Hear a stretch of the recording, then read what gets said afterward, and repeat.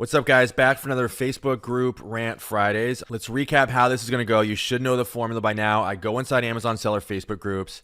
I offer commentary in 5 different parts. Part 1, I go on a crazed rant. Part 2, I stir up unnecessary drama. I say things I shouldn't say. Part 3, I give you specific, tactical, actionable Amazon selling advice you can go make money with. Part 4, I do buy or pass. I show you a book on a scanning app that I find in a Facebook group. I tell you what I buy it or pass on it based on the data I see in the scanning app. In part 5, I give you life lessons disguised as Amazon lessons. I get a little bit deep, a little bit philosophical. Let's get into it.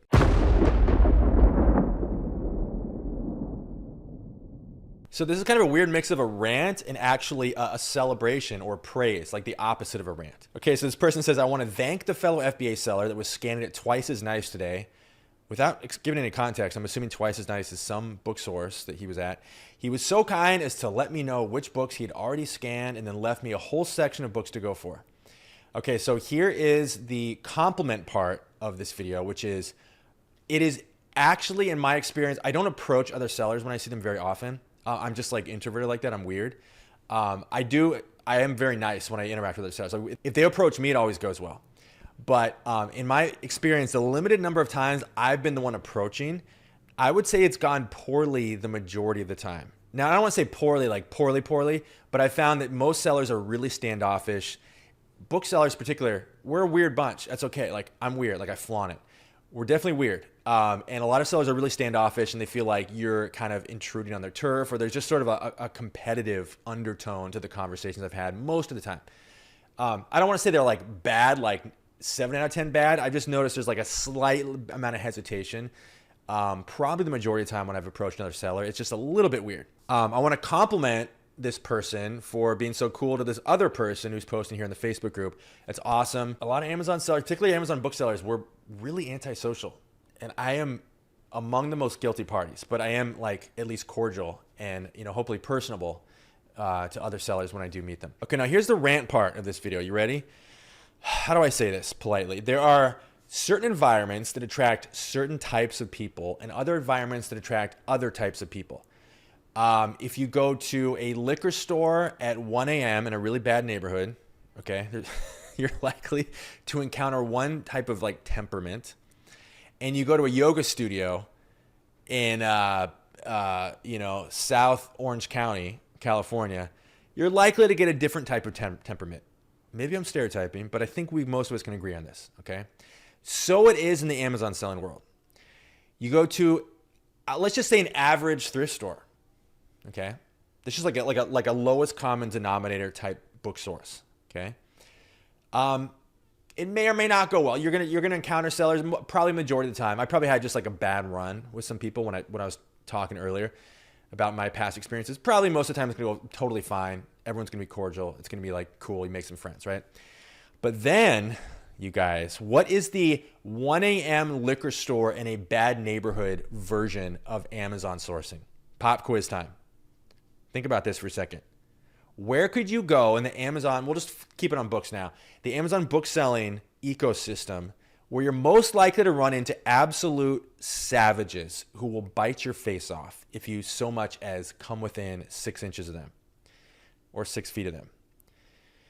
I would argue that book source is the Goodwill bins, okay, otherwise known as the Goodwill outlet stores, where I'm not entirely sure this is a nationwide setup, but every Goodwill outlet store I've been to, they dump all, by the way, these are the stores where everything, it's like the trough. They're actually literally the display, like where you get them, it's like actual troughs in these stores. It's the trough, figuratively and literally, where all the runoff from all the other stores in the area flows to. It's the stuff that either doesn't sell at other stores or that the sorters in the back deem is not of the standard of that store. So they send them to these outlet stores, otherwise known colloquially as the bins. I don't think Goodwill actually officially calls them the bins, but everywhere I go, the locals just call them the bins. The bins, you guys, the bins. That is where savages reign. That is a world where there is no law. There is no like social order. There is no decorum. There's no pretense of humanity. It is just a lawless environment where survival of the fittest reigns. It is a Darwinian hell. I do not wish it on anyone but the fiercest sellers. Again, you've heard me tell this story a million times, but the only place more savage than the average Goodwill bins, particularly in a major city, like, God, the Goodwill bins, I think the worst I've ever seen is in St. Louis, which is kind of a rough town. The St. Louis bins, you guys, absolute savages. But the only place I've seen more savage than that, and I've told this story a million times, but I'm still shell-shocked from the first library sale I ever went to, where I saw what amounted to actual violence from the booksellers. This is in Pasadena, California, at the Pasadena Library. I've already told this story, but only thing that rivals what you see at the bins. The bins. I think it is a special breed. It's a breed. It's a cross between someone that just the typical bookseller at the bins is someone that just emerged from a cross between someone that just emerged from like a deep in the Amazonian jungle. Like a warrior tribe, and like a drunk football player. I think that comes pretty close to approximating the type of people you'll see at the bins. Now, you may be sourced to the bins in Bozeman, Montana, where everyone is generally pretty cordial. Different environment. Again, you go to places like Memphis, St. Louis, you encounter a different breed. And so I guess my rant here is, it's a rant, but it's a cautionary rant about the people you're likely to encounter at the bins. Come wearing padding. Don't bring your weapons, because they'll just steal the weapons from you and turn them back on you. If it gets really ugly, you can run to the toy section and possibly find some like, plastic swords to duel with. I don't know. It really is every man for himself at these bins. Just please, next time you go to the bins, please make sure you have a lawyer-approved will drafted. And please call your lawyer right now and have them include me in your will as someone who, really took some time out of his day to caution you against the bins. I would like a little piece of your estate. I think I've earned it. Anything goes wrong, you can't say I didn't warn you. Some people go to Vietnam to get PTSD. Personally, when I want a dose of PTSD, I go to the bins. So I'm going to confess, we're a little short on drama this week. So what I'm going to do is rehash something I've covered before, but I mentioned just briefly, but it is pointless drama for sure. So you'll get your fix. Okay, so here's what happened. So I did a post a while ago in a video where I talked about this e-score figure used by a tool called Scout IQ is essentially just a made-up number. It's not real. I proved it with like science. I didn't, and I'm not going to go into that subject again because everyone is sick of me talking about it. So not going to talk about that. But the drama element is this. We had someone who watched that video. Again, it's about a tool that a lot of people use, and it's about a figure a lot of people rely on, and I exposed it in a way that is basically bulletproof. No one's even attempted to say the data I used is anything other than totally conclusive that e-score is a fake number. So this person posted my video in the Scout IQ Facebook group and was quickly banned. And he was a top contributor. So here's his email. He said, hey, they just punted me from the group even though I was a top contributor. Top contributor meaning you get that status in Facebook groups when you contribute a lot of valuable, it doesn't have to be valuable, but you have a lot of activity in the group, right? So he contributed a lot to the group. He posted my video just saying, hey, and you can see here, it says, hey, if you're still on the fence about Scout IQ, here's some information you should know in the form of my video. Which again, that video was not drama. That video was just literally here is the actual data proving. And again, I'm open to alternate takes on the data, but haven't had a single person even attempt to question the data that I put forth in that video that has been anything other than completely solid. And so the person said, anyone on the fence about Scout IQ, and posted my video, and they got banned. So there's your drama, you guys. Let me see what else he says here.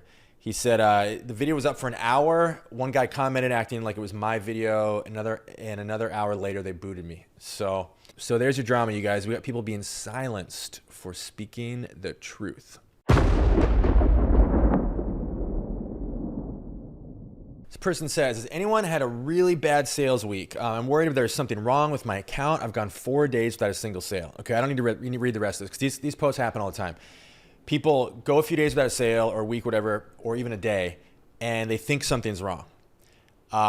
So there's really only 3 things this could be, and one of them is kind of conspiratorial. So there's really only 2, okay? So here's what they are. Number 1, you've got slow selling inventory. That's very easy to determine. You just go inside your inventory page in Seller Central, look at the sales rank next to every item, get a general sense as to, what your average sales rank is. Pretty straightforward, right? If your average sales rank is in the millions for every title, you're not going to be selling, you possibly may not be selling books every single day. But you should know that already, right? You should have a basic understanding of Amazon sales rank if you're running this business. Okay, so first thing to do, confirm how fast your inventory is selling by looking at the sales rank for every item. Number two, it's pricing. Is your inventory price optimized? Doesn't necessarily mean, are you the lowest price for every item, but have you repriced your inventory? Very straightforward. It's almost always gonna be one of those two things. It's either slow selling inventory, which you can't do anything about now that you have the inventory, nothing you can do about that, or inventory that has not been repriced recently, or it's not been repriced intelligently. You can reprice your inventory 100 times a day. If you're repricing your inventory to unrealistic levels, then obviously nothing's gonna sell, okay? So you don't ever need to wonder. This is like a blanket statement to anyone that ever is like, I'm having a slow week for sales. I don't know why. Is Amazon broken? Do people stop? It's not that people stop going to Amazon to buy products, right? We can rule that out. It's not going to be anything other than those two things. Now, I said there might be a third thing. What could that be? Well, it's possible, theoretically, that your items are getting shadow banned. In other words, they're not visible to customers. In other words, you can see them. They appear to be live for sale. When you click over, you can see your inventory live for sale, but other customers aren't. Now, there's a lot of kind of like theories about this. Like, does this happen? Some people just say it doesn't happen. Some people say this shadow banning definitely happens. This is a real thing that companies do where, they make it so that you can see something. Like this happens on Craigslist. Like I had this happen on my account. I could see that my post was live. And like when I would search for my post, it would come up. But if I logged into a different account or I went to a different IP address, like I used a different Wi-Fi signal, then I couldn't see my own Craigslist post. So nobody was seeing it. My account got flagged. And Craigslist doesn't like think I'm guilty enough to ban me. They just make sure that no one else can see my post. There's versions of this on virtually every website in the world that allow users to actually like post anything. So there's a lot of theories about whether Amazon does this, and it's entirely possible they are. So the way to confirm this, if you're sure it's not that you have slow selling inventory and you're sure it's not a pricing issue, ideally the way to really test this is get on a computer, go to a computer that you've never used before, go to a Wi-Fi signal that you've never logged into your Amazon account from before. And so you're starting totally clean. Go to a product page for an item you have for sale and see if your listing's visible. And again, I consider this to be a pretty remote possibility. So I would strongly suggest you spend 99% of your time on the first two I mentioned. But if those check out and you're sure of it, then at that point, you can start to consider whether there's a shadow ban an issue.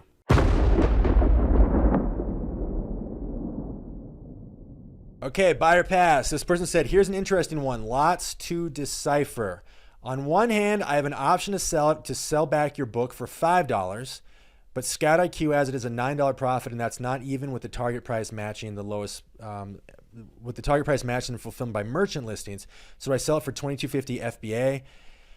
All right, look, spoiler alert. This person said there's lots to decipher. Spoiler alert, there is not lots to decipher here. This is a very, very simple one. You can't see the FBA price. That probably means there's an FBA offer in the blind spot. Okay, so it doesn't mean the FBA offer doesn't exist. This is the FBA blind spot thing I'm always talking about.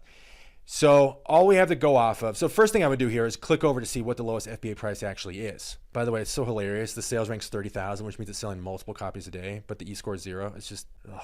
Okay, so back to, okay, where was I? Click over to see what the lowest FBA price is, but it doesn't even matter. Like I would just do that out of curiosity, but it literally doesn't even matter because this is a home run. The sales rank's 30,000, selling multiple copies a day, or at least today, sold multiple copies. The lowest merchant fulfilled price is $22.50. So the FBA price is only going to be higher than that, probably 30 plus. The number of used and new offers is very, very low. That's a great sign. There's low competition. Everything about this book is great. So the fact this person would even entertain selling it to a buyback site, the buyback price is irrelevant. Merchant fulfilled price is great. FBA price is only going to be higher. The rank's great. Everything about this book is a home run. So this is a no-brainer. Even if I was paying like $3 for this book, I would still buy it or more. I mean, the profit's there. So yeah, home run, nothing to think about here. And it is not, as the poster said, a book where there's lots to decipher. This is a book where instantaneously, all my eyes have to do is go to the merch fulfilled column and then the rank, I'm buying. Now, you would think what I'm about to talk about would be a good fit for the drama section, but I'm actually going to make this a life lesson. I'm going to take this a little bit further because I think there's an important lesson here. And it's something I personally have some kind of stake in. So let me read this post, and I'm going to leave out some of the names because it's not really relevant. It's about one competitor versus another competitor. Again, as far as this goes, I have no skin in this game at all. I don't know either of these parties or anything. I'm not involved at all. So this person posted, it's a founder of a Amazon listing tool, okay? This person says, I feel like I've been relatively polite on social media about my company blank's competitor. And you can read it here. I'm just saying blank just because it's not about which tool is what. Okay. So this person says, after all, I used to promote their service because I honestly believed it was the best listing software for sellers at the time. But after a few recent indirect attacks, I'm not a fan of this type of communication. This is what they're saying. I have decided to write out line by line why this tool sucks, meaning their competitor. Let me explain why I'm speaking so openly about their shortcomings. And then they go on to say that this other tool, this competing tool, sent out an email to their users today that was an indirect attack on this person who's posting this post. And so again, what you have here is two competing Amazon listing tools. You would not think it would be a fiercely ugly competitive landscape in the Amazon listing tool world, but apparently it is.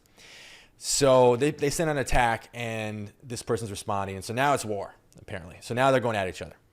Now, what's the life lesson here? This seemingly is just pointless drama. Well, the life lesson is this. I believe, and I'm in the minority here, I believe that it is perfectly legitimate and in fact necessary at times to call out bad actors by name. And a bad actor can often just be a competitor. So there can be sort of multiple motivations for calling somebody out. But I think when you do this, you have to put it to the two-part test. And I've actually thought a lot about this. So here's a two-part test that I use when I've only had to do this a couple times. There have been some legitimate bad actors in the Amazon selling space. And they've also been people who have literally ripped me off. So there is a personal motivation here as well. But here's the two-part test that I use and I have used in the past. I haven't really called anyone out or knew out in the Amazon selling world. I can only think of two people I've ever actually been three that I've ever actually called out by name. And this is over, 10 plus years, but it has happened. And here's a two-part test. Number one, if I had no skin in the game whatsoever, in other words, they hadn't ripped me off personally, can I honestly say that calling this person out is in service to the greater Amazon selling community? In other words, is it not entirely selfishly motivated? Am I actually doing a service, performing a service by talking about people by name? Can I honestly say that? Now, it's very difficult to assess, what's emotionally motivated and what's business what's a business motivation versus something that actually serves the greater good. And it doesn't have to be one or the other. Something can actually be personally motivated and also serve the greater good. So I have to really truthfully, with integrity, be able to say that the greater good is being served by me calling somebody out. Okay. And that could be as simple as a tool that is objectively worse. In other words, let's say I've got a tool and someone comes along and copies me. So I've got skin in this game, they copied me. So it's not, they're a thief, but maybe it doesn't affect anyone else but me. Can I honestly say that this competing tool is actually doing a disservice to the Amazon selling world? Okay, so that's test number one. And then number two, can I deliver this message from a non-emotional place? Is it possible to actually convey this message? We're talking about calling out. Can I convey this message from a non-emotional place? And you can apply what I'm telling you right now to your workplace, to your bingo parlor, wherever, anywhere in life. Okay, so this is a true life lesson. Can I deliver the message in a non-emotional way that will be persuasive or compelling to people? Here's the thing. People inherently distrust messages that come from an emotional place. They don't trust them. You could have two people say the exact same thing. You could have two people go, this person is doing this bad thing, and you're going to trust one and not the other. And the difference very often is that one person is coming from a frantic emotional place and the other person is coming from a very centered, rational place. You're going to trust one and not the other. Now, delivering a message from a non-emotional place can take a couple forms. I know this might be a little bit hard to follow, but this is worth writing down because I've really spent a lot of time thinking about this. So one, it could just be a rational, data-driven argument. Here, this tool over here is objectively worse, and here's why it will cost you money. I've done that with tools in the past that have competed with tools that I built. I have a repricing tool now. I am gearing up for a whole campaign built around this. Here's why this tool will literally cost you money. And here's the data to back this up in a way that cannot be refuted, okay? That will be persuasive to people. And in that instance, it is legitimate to, quote, name names. The second way to name names is if you don't come at it from a very clinical, logical, here's the spreadsheet, the data to back up my position. If you just have fun with it. If it's just fun, people love having fun. Like, we had a guy infiltrate my old Facebook group, and he was working for a competitor, and he posed as someone that was just like a fan of my tool. And he's like, like, hey man, I love your stuff, And he actually was a student of mine. Like, I actually had gotten this guy started in selling on Amazon. He got into the business through me. And then I think what happened is he had a competitor just was kind of like looking for somebody to infiltrate my group. This sounds crazy. This stuff actually does happen. And so this guy just is willing to be bought off. And so they bought him off. And so I caught him, and what he was basically doing is like private messaging people in my Facebook group being like, hey, come over to this tool. It was really, obviously he's going to get caught. So he got caught. So I could have made a video that's like, there is this dishonest person in our midst, and he is a complete liar. And let me tell you, right? You would not trust that message. Here's what I did do. I flipped on the webcam, like no script, totally ad lib. And I was like, you guys will not believe what just happened. This is hilarious. Look at this doofus. And I showed screenshots, and I showed him messaging other people. And I was like, can you believe this? This guy is so bad. I was like, if I was going to be a spy, I would have done it this way. I just had fun with it. And everyone thought it was fun, and no one trusted the guy. And as far as I know, he disappeared. So it's got to be one of those two things when you call someone out. It's got to be clinical, data-driven, and bulletproof, or you just got to have fun with it. But there's really no other way that I'm aware of to call out anybody. So back to this post, this person goes on, and I'm not going to get in a whole critique about like how persuasive this argument is. I mean, it looks fine. I use ScanLister. I don't even use either of these tools. So I don't have any idea what this person is saying is accurate or not, but they're describing why their competitor sucks. So none of these seem like deal-breaking things that would persuade me from one tool to another, but it's they back up what they're saying, and that's what matters. And so, I mean, basically listing tools are kind of a commodity. Like it's very difficult to stand out if you have a listing tool, in my opinion. There's some that have some features others don't have, and I haven't tried out this person's tool yet, but I have tried out the tool they're talking about, their competitor's tool.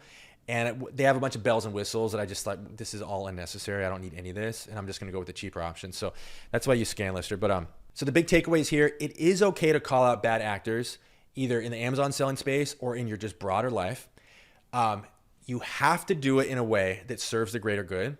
Even if fundamentally it's selfishly motivated, do it in a way that serves the greater good, or it has to be really entertaining. One of those two things. There possibly is a third or fourth or fifth way to like call someone out in a way that's like effective and not skeezy. I'd love for you to jump in the comments if you have any feedback. But for me, only two ways I'll call somebody out. One of those two, and I've never regretted doing it. All right, guys, we covered a lot of ground. You now have a 3-part mission. Are you ready? Mission number 1, subscribe to this YouTube channel. You can build a whole business off of what I give away for free. Do it right now. Number 2, get all my free stuff. Hit the link below this video. Go to fbamastery.com. Get free reports, free web classes, no strings attached. Free means free. Hit the link below this video right now. And mission number 3, take what you learned in this video and go make money with it. This is Peter Valley signing off. See you in the next video.